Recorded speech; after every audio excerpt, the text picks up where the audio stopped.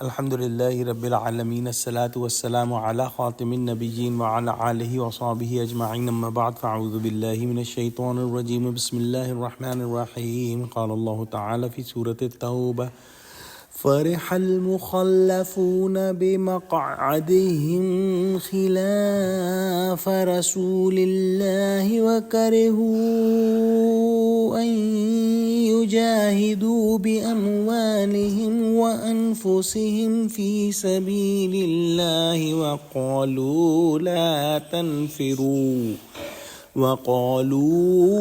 لا تنفروا في الحر قل نار جهنم أشد حرا لو كانوا يفقهون۔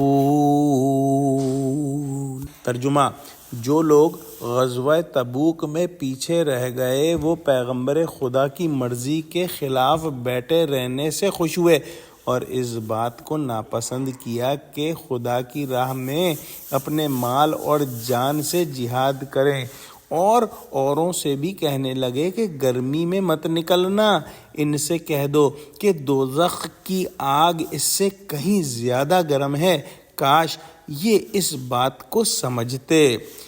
اس آیت کریمہ میں ان منافقین کے متعلق ذکر ہے جو غزوہ تبوک کی شرکت سے علیحدہ رہے، یعنی منافقین کا حال یہ ہے کہ برائی اور عیب کا کام کر کے خوش ہوتے ہیں، نیکی سے گھبرا کر دور بھاگتے ہیں، اور جیسا کہ پہلے گزرا نیکی کرنے والوں پر طعن کرتے اور آوازیں کستے ہیں۔ ایسی قوم کو نبی کے استغفار سے کیا فائدہ پہنچ سکتا ہے؟ جیسا کہ ہم نے پچھلی آیت میں پڑھا کہ 70 بار بھی آپ صلی اللہ علیہ وسلم ان کے لیے مغفرت مانگے تو ان کو اللہ سبحانہ و تعالی نہیں بخشے گا۔ یہاں سے گناہگار اور بد اعتقاد کا فرق نکلتا ہے۔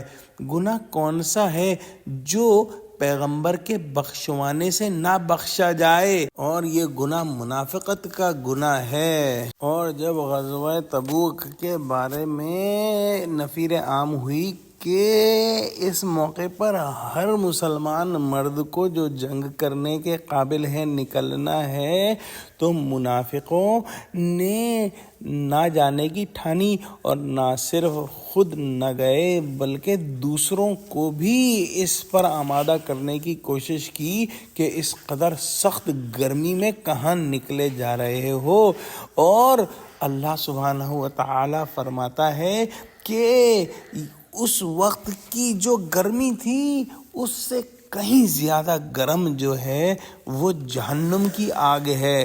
تو ان منافقوں نے اپنے آپ کو اس گرمی کے موسم سے تو بچا لیا، لیکن جہنم کی آگ سے کیسے بچائیں گے؟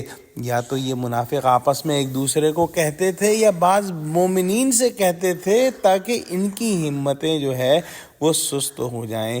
اگر ان میں سمجھ ہوتی تو یہ خیال کرتے کہ یہاں کی گرمی سے بچ کر جس گرمی کی طرف جا رہے ہوں وہ کہیں زیادہ گرم ہے، یعنی جہنم کی گرمی۔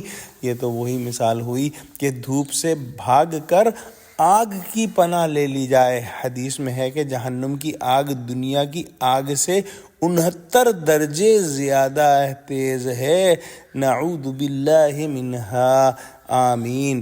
دعا کرتے ہیں کہ اللہ سبحانہ و تعالی ہم کو قرآن کا فہم عطا فرما، ہم کو سچوں سے جوڑے اور ہم کو جہنم کی گرمی اور اس کی آگ سے محفوظ کر لے، آمین۔ وآخر دعوانا الحمدللہ رب العالمین، والسلام علیکم ورحمۃ اللہ وبرکاتہ۔